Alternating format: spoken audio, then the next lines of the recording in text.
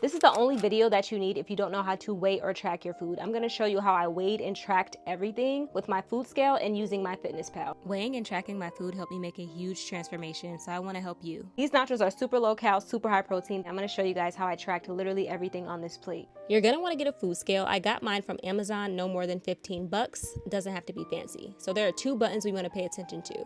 One is unit. Unit stands for unit of measurement, so grams, milliliters, etc. We are typically measuring in grams. Why? Because food packaging labels are typically referring to grams. 32G is 32 grams. G is grams. The next button is the tare button. Yours might say 0. 0 and tare are the same thing. This is a very important button, and I'm going to show you why in a few. The meat that we are tracking today is ground turkey breast, and we want to keep in mind this brand as well as the nutrition label because we will be using this to track it in MyFitnessPal later.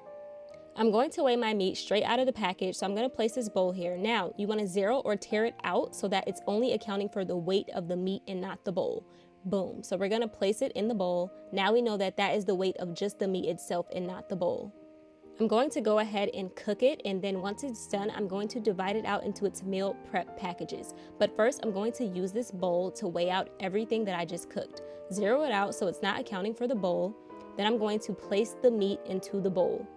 We are going to get 459 grams. So because we have our 3 meal prep containers and I want to make 3 servings out of this meat, we are going to divide that number by 3. So 459 divided by 3 is 153.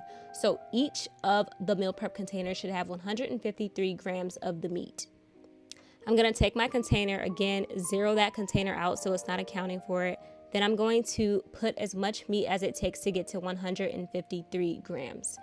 So I'm going to do this for all 3 containers. So that first one is good. So now we're going to move on to number 2. And that one is going to be 153 as well. Now I'm going to show you what to do if something goes a little left. So this one was 153. Once I got to the third one, it ended up being 144. And I was like, okay, something went a little left. So what I did was I just played with it until they were all equivalent. They all ended up being 150. You do not need to be this specific. The few grams off is not that serious. But now let's get into tracking this on MyFitnessPal. Okay guys, so we are going to open up MyFitnessPal. We are going to search for a food. We know that the brand was Simple Truth.